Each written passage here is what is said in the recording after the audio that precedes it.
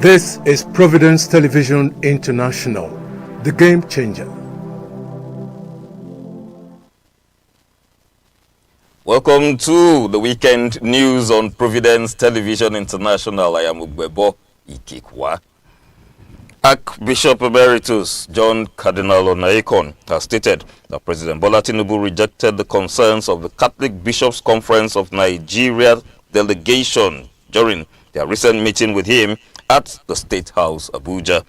He disclosed that during the meeting with President Tinubu, the bishops expressed concerns about the reality in the country, which is different from the rosy views the president always receives from those around him. The cleric further stated that the president's response was not a positive one, stressing that he wasn't surprised by Tinubu's disagreement. He emphasized the duty of the bishops to present the truth to the president despite the frosty reception, stressing that Nigeria is bleeding.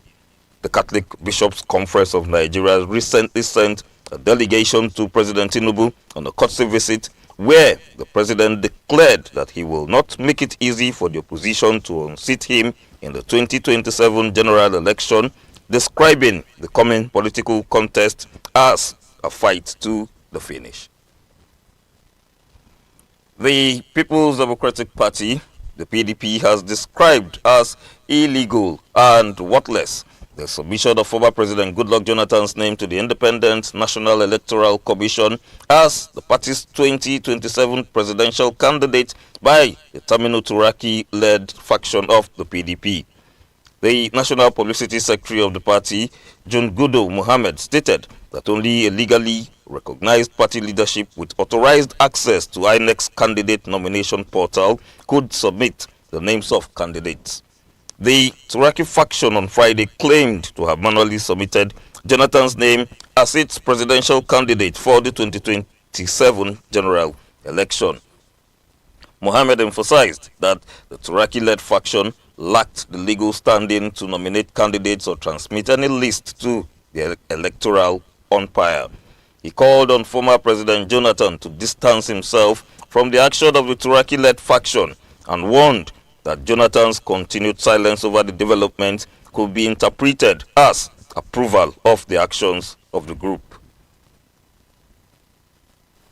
In a related development, the Independent National Electoral Commission, INEC, has rejected former President Goodluck Jonathan's presidential nomination submitted by the Turaki-led faction of the People's Democratic Party. Turaki's camp had insisted on Friday that it had manually delivered Jonathan's candidacy and the names of its other 2027 general election candidates to the commission. INEC's Director of Voter Education and Publicity, Victoria Messi, disclosed on Saturday that the commission does not accept nominations manually outside its designated electronic channel. The presidential candidate of the Nigeria Democratic Congress for the 2027 general elections, Peter Obi, has stated that the credibility of the 2027 general election will depend on Nigerians' resolve to defend their votes, stressing that the Independent National Electoral Commission will only act according to the will of the electorate. The former Anambra State governor lamented the worsening economic situation in the country, stressing that poverty and hunger has reached alarming levels. He noted that it is time for Nigerians to cry out against the increased levels of poverty in the country, stating that enough is enough.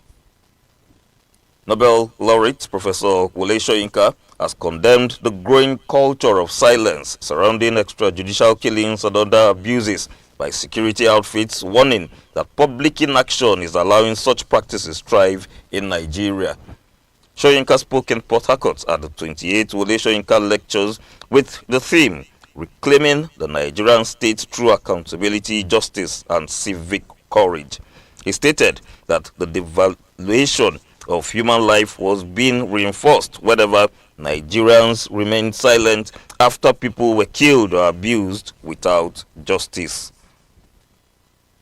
The Edo State Police Command has dismissed 5 police officers over their alleged involvement in a criminal syndicate accused of abducting and extorting unsuspecting members of the public in Benin City.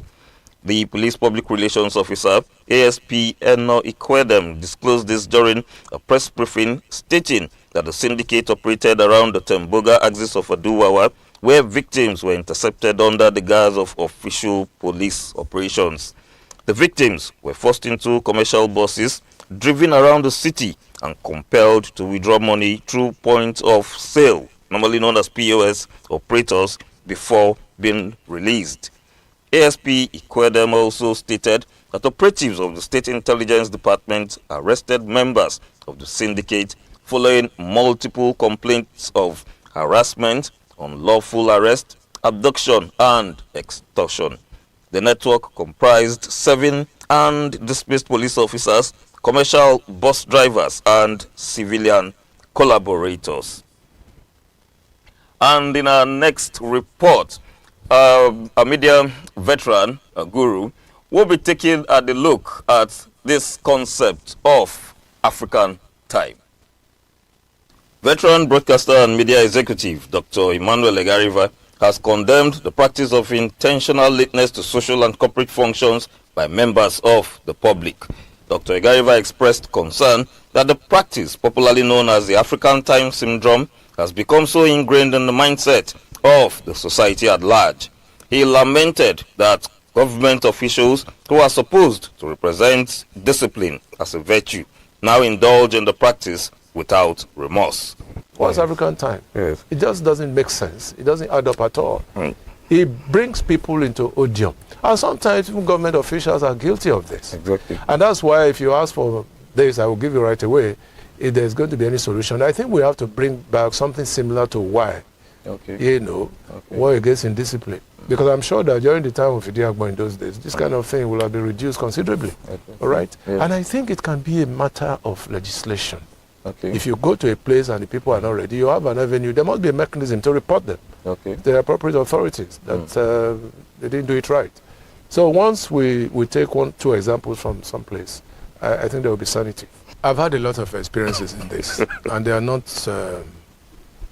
good experiences, because it has been ingrained into our psyche.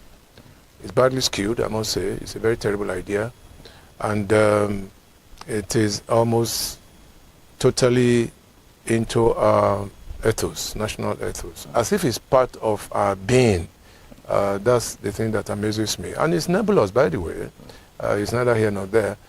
Otherwise, you'll be talking of European time, American time, and things like that. This thing started maybe about 20 years ago. And I'm surprised that up till now, we're still grappling with the negative effects of this syndrome, or what you call mentality. You invite somebody for an event scheduled for 2 o'clock. Yes. The organizers will tell you it's 2 o'clock. The organizers themselves are not there by 2. I mean, it's so ridiculous. It's ridiculous. It has happened to me many, many times. I'll give you an instance. There are many instances, but let me just start with this. A friend of mine, he pastors in a church. Okay. He invited me for a wedding that had to do with his own daughter. And the time for the event was 11 a.m. Okay. As usual with me, I got to the place at 10 minutes to 11. Okay.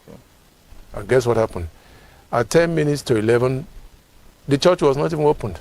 And if you want to watch that interview, the full interview, simply log on to YouTube and just type Providence Television International. Scroll through the clips and you get that full interview. And to the economy. A massive nationwide gold rush is currently taking off across Nigeria, and it promises to change the daily lives of millions of Nigerians by creating new jobs, boosting small businesses, and fixing the national economy.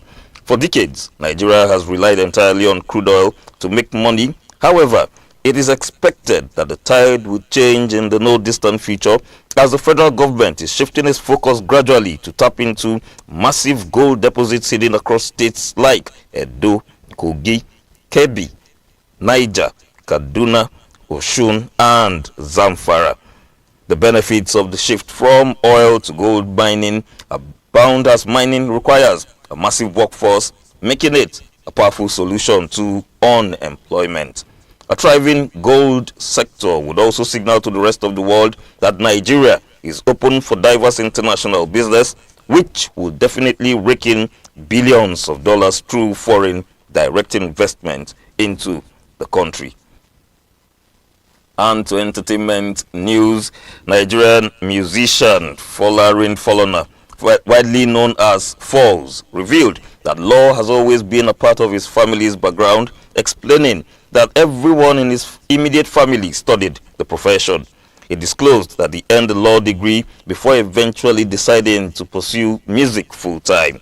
The entertainer explained that only one of his sisters chose a different career, and instead of studying law, she specialized in media communication and journalism, making her the only member of the family who did not enter the legal profession. Reflecting on the early years of his music career, he noted that his parents initially had doubts about his decision, and like many parents would, they wanted him to pursue the legal profession after completing his academic studies. He emphasized that he remains proud of his legal background while appreciating the encouragement his parents later gave after witnessing his remarkable professional growth. And on sports news, FIFA President Gianni Infantino on Saturday disclosed that he has scrapped the plan to allow private investment in World Cup tournaments following fierce criticism from football officials worldwide. FIFA World Football's governing body had on Tuesday floated a plan for a commercial subsidiary to run events such as the World Cup and Club World Cup. The idea of allowing private investors even a small stake in the organization of FIFA World Cup tournaments was highly criticized by UEFA, European football's governing body, the Asian Football Confederation, the AFC, and the North America and Caribbean Federation, CONCACAF. And to the exchange rates. One United States dollar, its equivalent in naira, is 1,387. 1 euro, 1,600. 1 British pound, 1,871. And 1 Canadian dollar presently stands at 989 naira. And 1 Australian dollar, 990 naira.